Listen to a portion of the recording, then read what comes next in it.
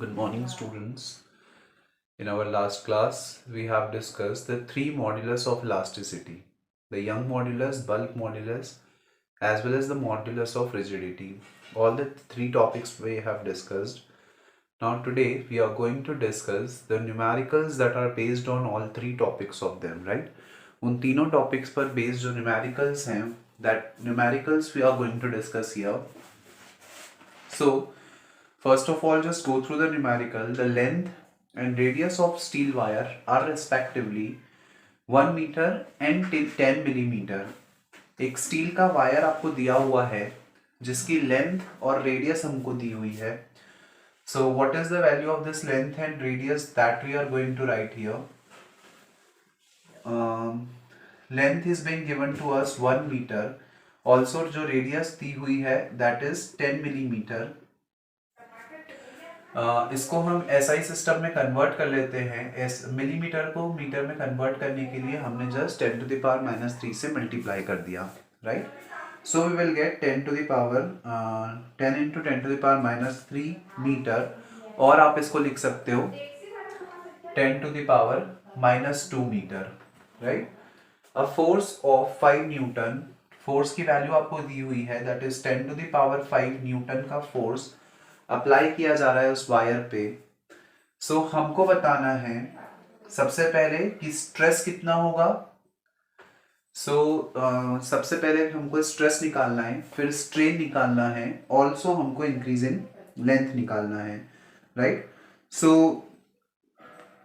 और इन सब के लिए हमको एक चीज यहाँ पे दी हुई है, that Young's modulus of elasticity for steel is, steel के लिए यंग्स मॉड्यूलस की जो वैल्यू है वो आपको यहाँ पे गिवन है, that is 2 into 10 to the power 11 newton पर मीटर स्क्वायर. ये चीज हमको यहाँ पे गिवन है. So just try to solve it. First of all we have to find out the value of stress, right? So stress का formula हमारे पास है. So stress is equals to force upon में एरिया, राइट? और चूंकि यहाँ पे हम area is like cross sectional area की हम बात कर रहे हैं, and since we are talking about the cross sectional area, so cross sectional area of a circular wire will be pi r square, right? Cross sectional area of circular wire can be given by pi r square. यहाँ पे हमारे पास सारी values हैं. We will just put all these values and try to solve it so that we will get our answer, right? So force की value हमने यहाँ पे पुट कर दी 10 to the power 5 अपॉन में पाई की वैल्यू 3.14 इंटू रेडियस का square, that is 10 to the power -2 into 10 to the power -2, और from here you will get 10 to the power 5 upon में 3.14 इंटू 10 to the power -4. जब ये 10 to the power -4 ऊपर जाएगा तो it will become 10 to the power 9 upon में 3.14, right? So 10 to the power 9 upon में 3.14, और अगर आप इसको अप्रोक्सीमेटली सॉल्व करें, फर्दर सॉल्व करें, so you will get nearly equals to 3.18 into 10 to the power 8 newton पर metre square. So this is the value of stress when you will get it. आप इसको जब सॉल्व करेंगे तो आपको approximately 3 point something मिलेगा. So that will be the final value, right? So this will be the value of stress that you have got. Also आपको यहाँ पे निकालना है स्ट्रेन की वैल्यू. सो स्ट्रेन निकालते हैं. स्ट्रेन के लिए मेरे पास फॉर्मूला है Young's modulus of elasticity is equals to stress upon में स्ट्रेन. हमको पता है स्ट्रेस और स्ट्रेन का जो रेशो होता है that is called the modulus of elasticity. चूंकि यहाँ पे मेरे पास y और स्ट्रेस दोनों की वैल्यू है, तो हम इजीली स्ट्रेन की वैल्यू यहाँ से कैलकुलेट कर सकते हैं, which will be basically strain is equals to stress upon में y. यहाँ से आपने दोनों वैल्यूज पुट कर दी, यू विल गेट स्ट्रेस की वैल्यू यहाँ पे आ जाएगी 3.18 into 10 to the power 8 upon में y, that is Young's modulus of elasticity, that will be 2 into 10 to the power 11.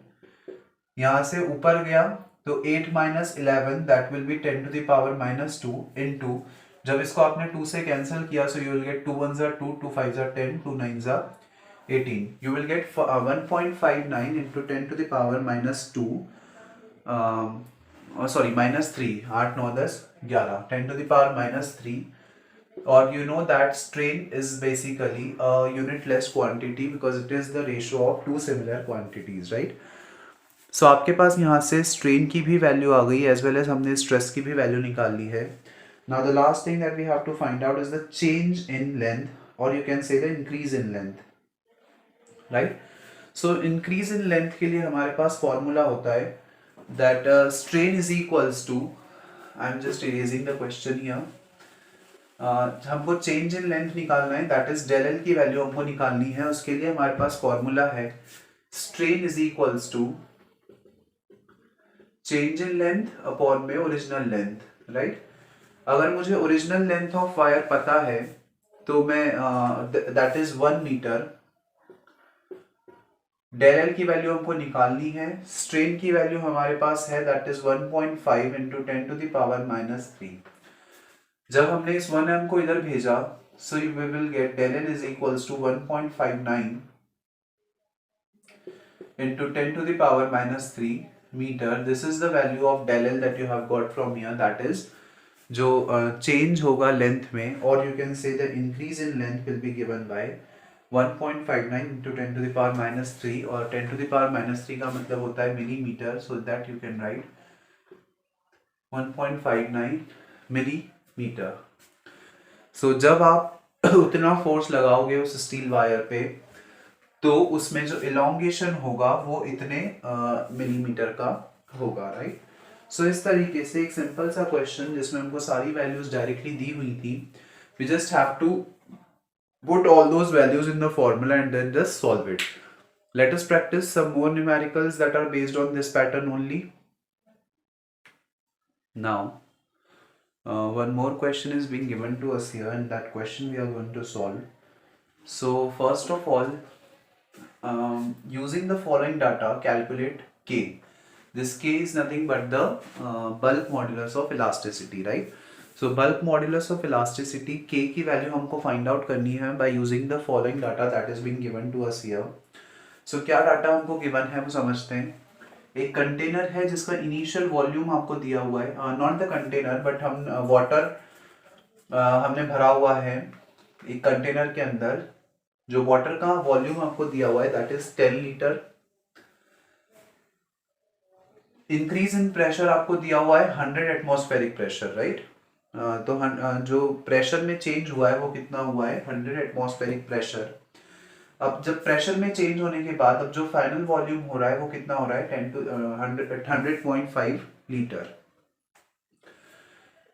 और यहाँ पे आपको 1 एटमॉस्फेरिक प्रेशर की वैल्यू दी हुई है that is 1.013 into 10 to the power 5 pascal. We know that atmospheric pressure is not the SI unit of pressure. Pressure की SI unit होती है Pascal. That's why we have to convert this ATM into Pascal. Also एक चीज हमको पता है volume की SI unit होती है मीटर क्यूब, और यहाँ पे जो वॉल्यूम है वो आपको लीटर में दिया हुआ है. So you have to convert this litre into the metre cube. So how we can convert this litre into the metre cube? For this we know that 100 litre को अगर हमको मीटर क्यूब में convert करना है तो it will become 100 into 10 to the power minus 3 metre cube, right? So अब जब इसको मीटर क्यूब में कन्वर्ट करेंगे तो हमको 10 टू द पावर माइनस 3 से मल्टीप्लाई करना पड़ेगा. सिमिलरली ये इनिशियल वॉल्यूम आ गया. फाइनल वॉल्यूम हमारे पास हो जाएगा 100.5 लीटर इज इक्वल्स टू, अच्छा दिस इज 10 लीटर्स. यहाँ पे हमारे पास हो जाएगा 100.5 into 10 to the power minus 3 meter cube. This is the value that I have got, that is the final volume. हमने कुछ नहीं किया है, 10 to the power minus 3 से मल्टीप्लाई कर दिया है. अब हमारे पास सारी वैल्यूज जो हैं वो SI सिस्टम में आ गई हैं. Also I am having the formula for this K, that is K is equals to PVY by V, where P is the pressure, V is the volume, और small v is the increase in volume, right? Capital P is the final volume और जो small v है वो change in volume है. So basically मुझे change in volume पता होना चाहिए. अगर मेरे पास फाइनल वॉल्यूम है और ऑल्सो इनिशियल वॉल्यूम है तो मैं चेंज इन वॉल्यूम निकाल सकता हूँ, जिसको मैं स्मॉल v से डिनोट कर रहा हूँ. So change in volume can be given by final minus initial, right? So जब हमने फाइनल में से इनिशियल को माइनस कर दिया, सो that you will gate 90.5, right?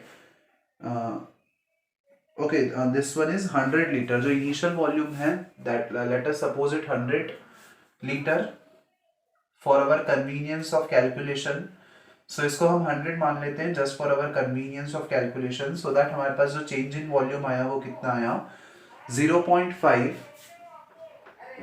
into 10 to the power minus 3 meter cube. This is the amount of change in volume that you have got from here.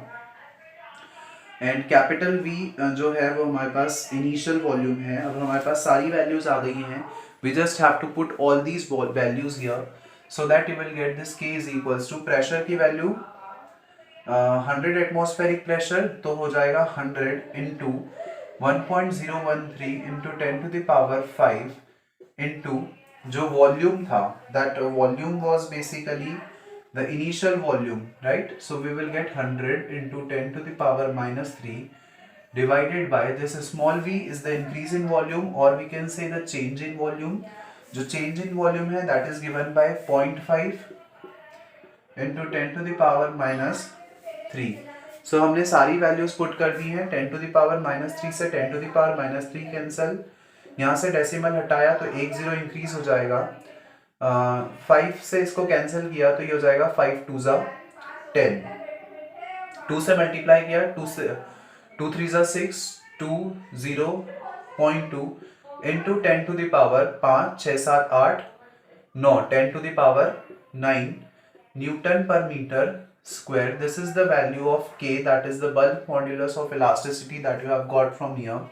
हमारे पास यहाँ से बल्क मॉड्यूलस ऑफ इलास्टिसिटी की वैल्यू आ गई, that is 2.026 into 10 to the power 9 Newton per meter square, right?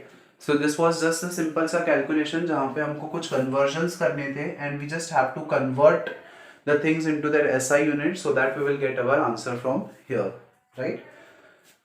Now this was the bulk modulus of elasticity. कुछ और numericals पढ़ते हैं elasticity पर. Now the next question is, show that steel is more elastic than rubber. This is quite an important question. एक important question है that we have to prove that the steel is more elastic than rubber.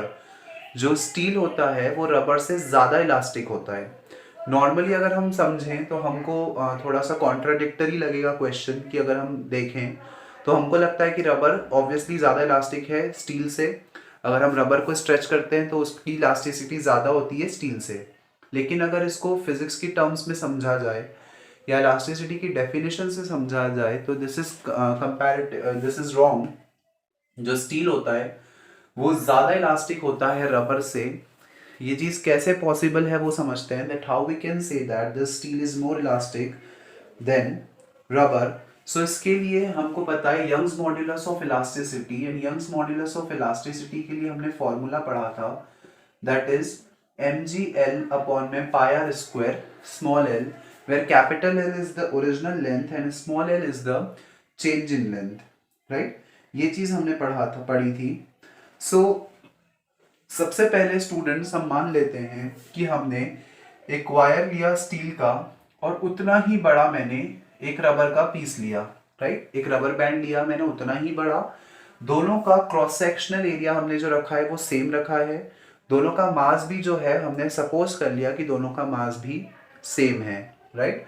सो अगर मैं ये मान के चल रहा हूं कि दोनों का मास सेम है, दोनों का क्रॉस सेक्शनल एरिया भी सेम है, तो उस केस में Young's modulus of steel can be given by ys is equals to mgl upon में pi r square into ls.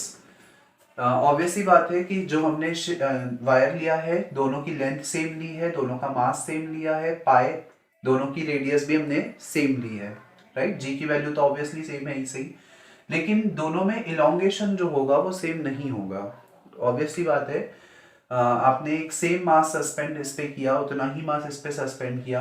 जो स्टील में इलोंगेशन हुआ उसको मैंने मान लिया LS, जो रबर में इलोंगेशन होगा उसको मैं मान लूंगा LR, और उसके लिए जो यंग्स मॉड्यूलस की वैल्यू होगी that can be given by pi r square into L R, right.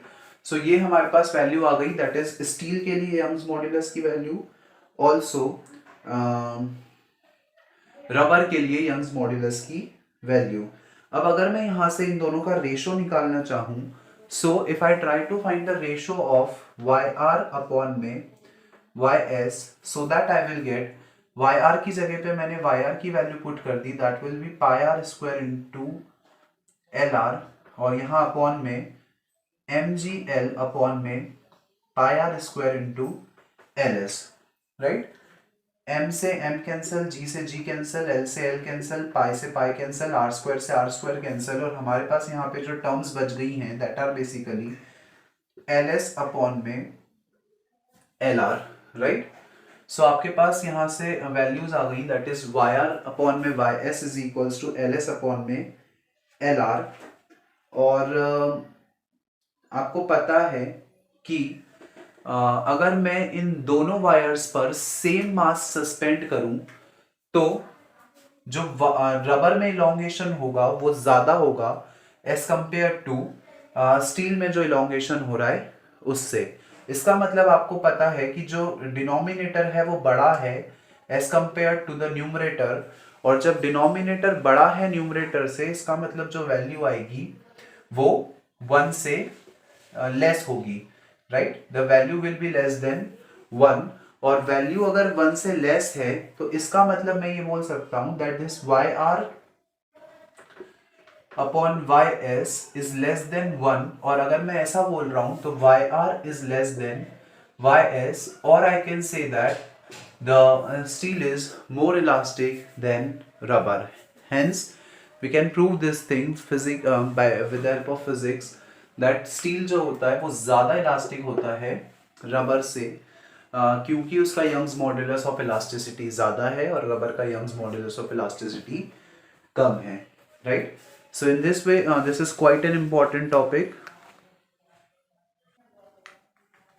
Now the next question that is being given to us here is that two wires of the same material and length having radii in ratio 1:2 are stretched by two unequal forces। हमने मान लिया कि दो wires हैं जिन जो same material के बने हैं, और उनकी जो लेंथ है उसकी रेडियस हमको दी हुई है, उनकी रेडियस का रेशो दिया हुआ है दैट इज 1:2, राइट। दो वायर्स जिनकी लेंथ का रेशो यहाँ पे गिवन है 1:2, और वो जो दोनों वायर्स हैं वो सेम मटेरियल के बने हुए हैं, उनकी सेम लेंथ भी सेम है, लेकिन उनकी जो थिकनेस है वो अलग अलग है। पहले वाले की थिकनेस कम है, दूसरे वाले की थिकनेस ज्यादा है। Stretch by two unequal forces, और उन दोनों पर हमने दो फोर्सेस लगाए, और ये जो फोर्सेस हैं उनकी वैल्यू अलग अलग है। अब कौन सा ज्यादा फोर्स है कौन सा कम फोर्स है ये चीज हमको यहाँ पे गिवन नहीं है। If the elongation produced are equal, लेकिन ये बोला गया है कि दोनों में जो इलोंगेशन हो रहा है वो बराबर हो रहा है। सो हमको बताना है कि दोनों पर जो फोर्स लगाया गया उसका रेशो क्या होगा, राइट। सो किस पे कितना फोर्स लगा है उसका उसको रेशो के फॉर्म में हमको यहाँ पे पूछा है, right. So how we can solve this question, that thing we are going to discuss here. So first of all to solve this question हमको यहाँ पे कुछ भी नहीं दिया हुआ है, सिर्फ ये पता है कि रेडियस जो है वो दोनों की 1:2 फॉर्म में है। सो मेरे पास फॉर्मूला है, the formula for Young's modulus of elasticity is FL upon में pi r square into small l, right. So basically मुझे यहाँ पे फोर्स की वैल्यू निकालनी है, तो इसलिए मैंने F को इधर ही रहने दिया, बाकी सारे टर्म्स को इधर भेज दिया, और आई will get this thing, right. F को हमने यहाँ पे ले दिया है, बाकी सारी चीजों को हमने जस्ट शिफ्टिंग कर दी है। और जब हमको ये चीज भी पता है कि दोनों वायर्स जो हैं वो सेम मटेरियल के बने हुए हैं, इसका मतलब दोनों का Young's modulus of elasticity same होगा, पाई तो कांस्टेंट है ही सही, दोनों में जो इलोंगेशन हो रहा है वो बराबर हो रहा है, इसका मतलब कि क्या स्मॉल एल की वैल्यू सेम होगी, कैपिटल एल की वैल्यू भी सेम होगी क्योंकि दोनों की लेंथ भी सेम है। तो सारी चीजें सेम है, केवल फर्क कहाँ पे आएगा, इस स्मॉल आर की वैल्यू में।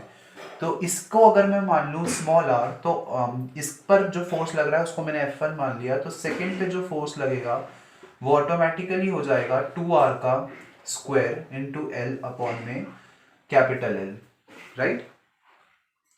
यहां से अगर मैं इन दोनों का रेशो निकाल लेता हूं तो I will get F1 upon F2 is equals to Y pi r square L upon capital L, और इसके होल अपॉन में आ जाएगा 2r square into L upon में एल, ये एल से L cancel, small L cancel, pi से pi cancel, Y से वाई कैंसिल, हमारे पास जो टर्म्स बच गई that will be basically F1 upon F2 is equals to R square upon में 4r स्क्वायर, आर स्क्वायर से आर स्क्वायर भी कैंसिल, सो आपके पास आ गया F1 upon F2 is equals to 1 upon में 4।